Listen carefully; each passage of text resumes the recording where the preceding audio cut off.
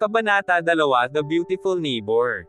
Nagmamadaling binuksan ni Cyrus ang pinto matapos marinig ang malakas na katok. Pagbukas pa lang niya ay nakita na niya agad ang isang middle-aged na matabang babae, na siguro ay di bababa ang timbang sa 120 kilograms, nakasuot ng black silk stockings. "O landlady, napadalaw po kayo."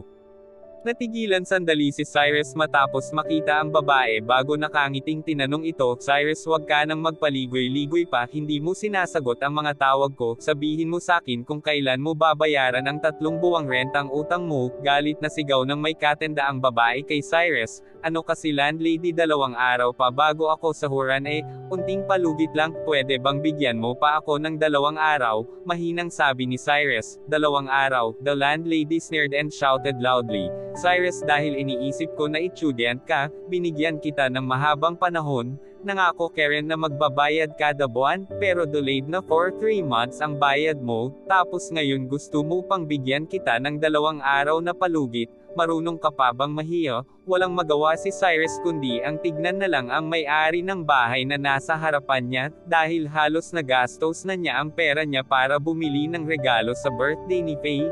Nung nakaraang linggo, wala na siyang perang pambayad ng upa ngayon. "Landlady, wala na talaga akong hawak na pera ngayon, promise ibibigay ko sa'yo pagkatapos ng 2 araw." Nahihiyang sabi ni Cyrus, "Wala ako sa mood na makipaggaguhan sa'yo, magbayad ka ngayon, dahil kung hindi lumayas ka na dito." Lumakas ang boses ng matandang babae, kaya nang inag ng konti yung taba sa mukha niya, napatulala na lang si Cyrus sa kinatatayuan niya. He didn't know what to do because he really didn't have any money now. Bang just then, the door of the next room was pushed open. A beautiful girl in black lace pajama came out of the room, bleary-eyed and shouted with her mouth pouted, "Bakit ka ba sumisigaw? Hindi mo ba alam na may mga taong natutulog? Miss Cruz, pasensya ka na, ito kasing batang ito hindi nagbabayad ng renta." Sinisingil ko lang siya nang makita ng medyo may edad na babae ang dalaga. Agad na nagbago ang ekspresyon sa mukha niya, at pinagmasdan si Cyrus. At pagkatapos ay mahinahong nagtanong, "Magkano ang utang niya sa'yo?" "Hindi naman ganun kalaki, 3 buwang renta niya lang naman, 5,000 pesos, nakangiting sagot ng matandang babae. "For only 5,000 pesos, ganyan nakagrabe kung makasigaw ka." The beautiful girl said scornfully, "Kasi itong batang ito panay hingi ng palugit hindi naman nagbabayad pag andyan na ang deadline." Nahihiyang paliwanag ng may katenda ang babae. "O siya, sige, ita-transfer ko na lang sa'yo ang bayad niya sa GCash." "Huwag ka nang sumigaw dito," malamig na tugon ng dalaga habang naka-cross arms. "Thank you, Miss Cruz, maraming salamat talaga." At tuwang-tuwa na nagpasalamat ang middle-aged na landlady. Pagkatapos ay tinignan niya si Cyrus at sinabi, "Boy, swerte mo ngayon, binayaran na ni Miss Cruz ang renta mo. Sa susunod kung malakas pa rin ang loob mong mangutang sakin, tignan lang natin kung anong gagawin ko sa'yo. Sa susunod magbibigay ako sa tamang oras." Bulong ni Cyrus. Masamang tingin ang binigay ng middle-aged landlady kay Cyrus bago siya tumalikod at umalis. Pinagmasdan ni Cyrus ang magandang babae na nakapajama sa may pintuan. Kahit matagal na siyang nangungupahan dito, ngayon niya lang naobserbahan ng mabuti itong magandang kapitbahay niya. Ang ganda niya, yung tipong tinitigan mo siya makakalimutan mo ng huminga. Delicate facial features, eyebrows like ink paintings, crystal-like clear eyes, and cherry blossom-like lips. Siguro dahil nakatulog siya kanina, medyo magulo yung jet black hair niya, tapos medyo nakausli din yung suot niyang itim na lacy pajama, kaya kita yung malambot at makinis niyang balat, at ang kanyang slender legs. Her sexy body is really attractive. "Thank you for what happened just now. In fact, huminga ng malalim si Cyrus at mahinang sinabi sa dilag, "Huwag mo akong pasalamatan. I just spent 5,000 pesos for peace and quiet." Ang patient na pag-interrupt ng dalaga kay Cyrus, "Ano, ibabalik ko sa'yo yung pera kapag nasahuran na ako. By the way, what's your name?" Bang! Before Cyrus could finish talking, diretsyong pumasok ang dalaga sa kwarto niya at isinara ang pinto. He was left there with a slightly embarrassed expression. Siguro wala lang sa babaeng yun ang 5,000 piso, pero malaking halaga na yun para sa kanya. Since ayaw niyang makipag-usap kay Cyrus, he can only gently close his own door. Ring ring. At this moment, his phone rang again. Cyrus picked up the phone and connected the call, then said forcefully and breathlessly, Hello, sino to, Mr. De La Cruz? Nakita mo na ba ang perang item transfer ko sa'yo ngayon lang? He heard the middle-aged man's voice again. Pinadalhan mo ako ng pera. Hindi mapigilan ni Cyrus na matigilan sandali, tapos naalala niya ang text message na nabasa niya kanina. Yes, I know you think I'm a liar, Mr. De La Cruz. That's why I just sent you a sum of money to prove myself. Kung hindi ka pa rin naniniwala sa akin, you can check it in the bank right now, the middle-aged man said with a smile. Unthinkingly, Cyrus ended the call and ran to the nearest bank with his bank card. Nang makita niya ang number sa ATM, laking gulat niya talaga. That person wasn't really kidding with him. Talagang may extra 40 million nga talaga sa account niya. It's really true. Faced with such a huge number, feeling ni Cyrus na nananaginip lang siya. With his trembling right hand, he took out his phone and dialed the strange number. Mr. De La Cruz, you should believe me now, right? Mabilis na sinagot ng middle-aged na lalaki ang tawag at nakangiting nagsalita. You? Who the hell are you? Bakit mo ako binigyan ng napakalaking pera? Naguguluhang tanong ni Cyrus. Mr. De La Cruz, kung may oras ka ngayon, you can come to me on 27th floor of Converge Building. I'll tell you what's going on in person, mabagal na sabi ng middle-aged man. 2 segundo nag-alinlangan si Cyrus bago niya mahinang sinabi, papunta ako ngayon. Okay, Mr. De La Cruz. The other party hung up very politely. Nag-withdraw muna si Cyrus ng 5,000 pesos sa ATM bago pumara ng taxi at nagmamadaling pumunta sa Converge Building, dahil hindi niya pa alam kung ano nga ba talaga ang nangyayari sa pera. 5,000 muna ang kinuha niya. If ever na may problema, may chance pa siyang maayos iyon. 1 p.m., Cyrus arrived in front of the Converge Building. At this time, puno ang parking lot ng mga luxury cars na nagkakahalaga ng milyon-milyon. Ang mga tao din na mga nandito, ay mga nakasuot ng mga mamahaling damit. Kumpara kay Cyrus, para siyang pulubi, hindi siya nababagay sa lugar na ito. Sorry, hindi ka pwedeng mamaalamos dito. As soon as Cyrus entered the building, sumimangot ang magandang babae na naka-black uniform sa front desk, at sumigaw ng may nandidiring expression.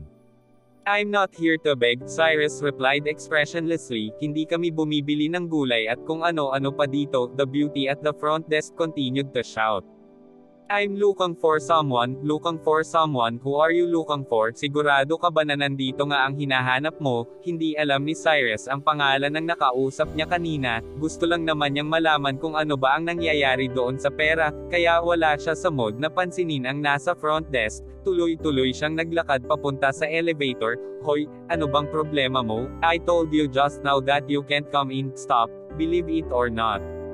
I'll let the security guard throw you out now. Nang makita ng front desk lady na papasok si Cyrus sa elevator, tumakbo siya para pigilan siya. Ding dong, just then, the elevator door suddenly opened. Dir-diretsong naglakad papasok ng elevator si Cyrus matapos makita ang babae na hinahabol siya.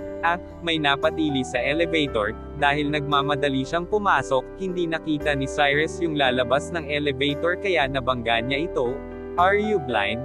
Hindi mo ba nakita na may tao sa loob? Hiyaw nung nabangga niya, napatingin si Cyrus sa babaeng nasa harapan niya, then he was stunned in place. The woman has big red wavy hair, wearing an ultra-short red skirt, matangkad at sexy. Her beautiful legs are wrapped in black silk stockings, and she steps on a pair of high-heeled shoes. Halos pumutok na ang blouse na suot niya dahil sa laki ng kanyang dibdib. Kahit nagalit siya, ang sexy at attractive niya parent, ngayon niya lang napansin na may hawak palang tasa ng kape ang babae. Nang mabaanggo siya ni Cyrus, direktang natapon ang kape sa dibdib ng babae. What are you doing? Nasaan ang mga security guard? Bakit niyo pinapasok ito? After seeing Cyrus clearly, the sexy beauty shouted in disgust. I'm sorry, nagmamadali lang ako, hindi kita nakita habang sinasabi yon unconsciously. Kinuha ni Cyrus ang tissue box sa tabi ng elevator, at tinry na tulungan ang dilag na panasa ng kape pero nung pagkalagay pa lang ni Cyrus ng kamay niya sa dibdib ng babae, lahat ng nandoon sa lobby ay natigilan. The beauty instinctively screamed. Sa isang iglap, 7 o 8 security guard ang sumugod sa pwesto ni Cyrus. I'm sorry, hindi ko sinasadya. When he saw the security guards, Cyrus didn't have time to think about anything else. He directly pushed away the sexy beauty and rushed into the elevator, and then pressed the 27th floor. Nang makarating ang mga security guard, ang naabutan na lang nila ay ang pagtaas ng elevator sakay si Cyrus, Manager Perez. Anong nangyari? Naguguluhang tanong ng security captain sa sexing babae. Kanina lang, minanyak ako ng isang pullover na bigla na lang pumasok dito. Hurry up and catch this man.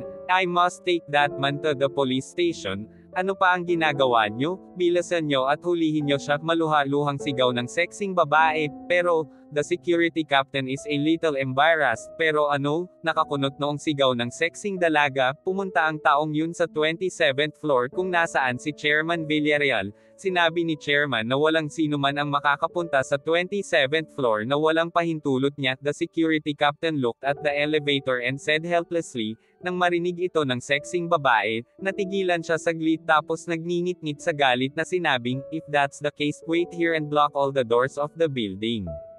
I don't believe this bastard won't come down today. Kabanata 3, after entering the elevator, Cyrus looked helplessly at his right hand kahit napakasarap ng feeling ng paghawak sa dibdib ng magandang babae na yun. He also knew that he was in a big trouble, pero wala siya sa mood ngayon para problemayan pa yun. Gusto niya lamang malaman ang tungkol doon sa pera. Ilang sandali pa ay nakarating na ang elevator sa 27th floor. Lumabas si Cyrus sa elevator at na-realize niya na ang buong floor ay isang malaking opisina lang. Ang mga dekora sayon sa loob ay talaga nga namang mamahalin, at sa lokasyon na tatanaw ang buong syudad ng Santa Rosa, ang ganda ng view. After makita siyang pumasok, isang medyo may edad na lalaki na naka-black suit, ang mabilis na tumayo at naglakad sa harap niya, at sinabi sa napakagalang na tono, "Here you are, Mr. De La Cruz, ikaw ba yung tumawag sa akin kanina?" Kunot noong tanong ni Cyrus. "Yes, Mr. De La Cruz, let me introduce myself. Ako si Jonathan Lopez, the General Manager of Converge Group." Nakangiting sabi niya, "Oh. Bahagyang tumango si Cyrus, then as he slightly observed the surrounding, he asked, kung ganun, bakit ako tinawagan at sinabing meron akong inheritance na kailangan kong manahin, Mr. De La Cruz? Ganito kasi yun, naaalala mo pa ba na may iniligtas kang isang matandang lalaki, na may apelyidong Villarreal 10 years ago?" Mahinahong tanong ni Jonathan. Matandang may apelyidong Villarreal? Saglit na natigilan si Cyrus, at pagkatapos ay bigla niyang naalala na may niligtas nga siyang isang matandang lalaki noong bata pa siya. Dahil sa sobrang tagal nun, hindi na maalala ni Cyrus ang apelyido ng matanda. "Mr. De La Cruz, it's like this. Si Mr. Villarreal ang chairman ng Converge Group. Si Chairman Villarreal ay pumanaw 3 araw na ang nakakaraan, at nag-iwan siya ng will, dahil wala siyang anak. Ikaw ang magmamana ng lahat ng ari-arian niya." Mabagal na sabi ni Jonathan, "Ako lang." Cyrus was stunned when he heard Jonathan's word. Feeling niya isa lamang itong palabas na pwede lang mangyari sa TV dramas. "Oo, pwede kitang bigyan ng maikling introduksyon sa legacy ni Chairman Villarreal. Kasama sa mga nakalistang kumpanya ay ang Converge Group sa Santa Rosa City, M&F Group, at ang Evergreen Pharmaceutical Group." As he spoken, Jonathan picked up a document from his desk, and began introduce Cyrus to what he needed to inherit in the future. At first, nakikinig pero ng mabuti si Cyrus sa mga sinasabi ni Jonathan. Pero nung magtagal na feeling niya ay nananaginip lang siya. He couldn't resist interrupting Jonathan, and asked with a frown, "Wag mo munang i-explain yang mga yan. Sigurado ka bang magiging akin lahat ng ta?" "Oo naman," tumingin si Jonathan kay Cyrus at marahang tumango. "How much are these things worth?" tanong pa ni Cyrus. Well, natigilan saglit si Jonathan bago mahinahong sumagot. "Mr. De La Cruz, if I conservatively estimate it should be more than $5 trillion.